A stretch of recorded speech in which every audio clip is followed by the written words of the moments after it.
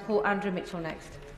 Thank you, Madam Deputy Speaker. It's a pleasure to follow the brave and principled speech which the leader of the Select Committee has just made. Of course, Madam Deputy Speaker, the government is absolutely right to increase defence expenditure now, and President Trump is right too in saying that Europe must shoulder the burden against Russian imperial expansion. But development should be part of that very strategy.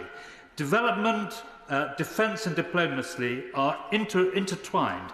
And I remind everyone that what the development budget does is to tackle conflict and help build better societies and build prosperity, to help tackle migration, to tackle disease, medicines, education, vaccinations, growth, jobs.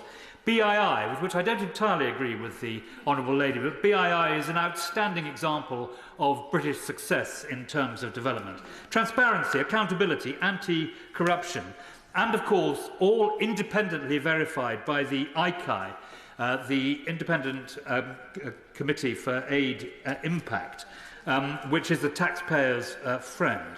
That is what development does, and it ought to be unanswerable that this is of vital importance. Now, the cuts from point 7 to point 5 were terrible, but we did manage to find a number of ingenious ways of augmenting that money through guarantees, through co-financing, through insurance, through the use of SDRs. But the reduction to point 3 will destroy any incipient recovery. And as the Honourable Lady said, who is it who will fill the gap in all of this? It will be China and Russia.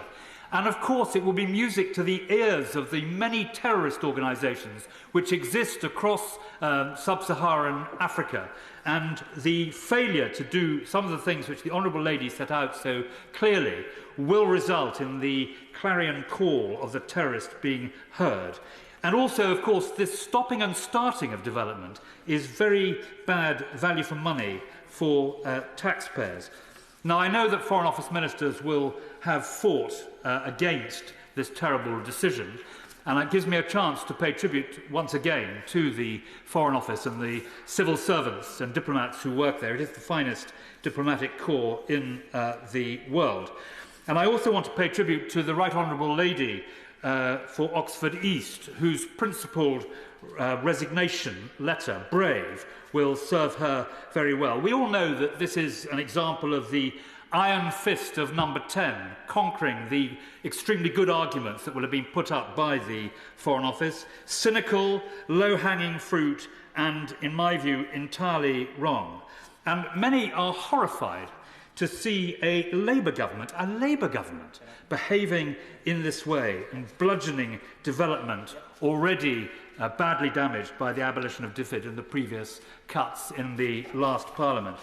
I ask colleagues on the opposition benches to make a principled decision about this, to make sure their voices are heard in government, to imagine what those prime ministers who really drove forward international development, the cause of development, turning Britain into a development superpower.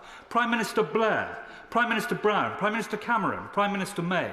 These were 4 premiers who drove this cause and did so much good, saving so many lives. And I hope very much that members opposite will exert influence with the government to explain to the government why this is the wrong decision at the wrong time and must be reversed.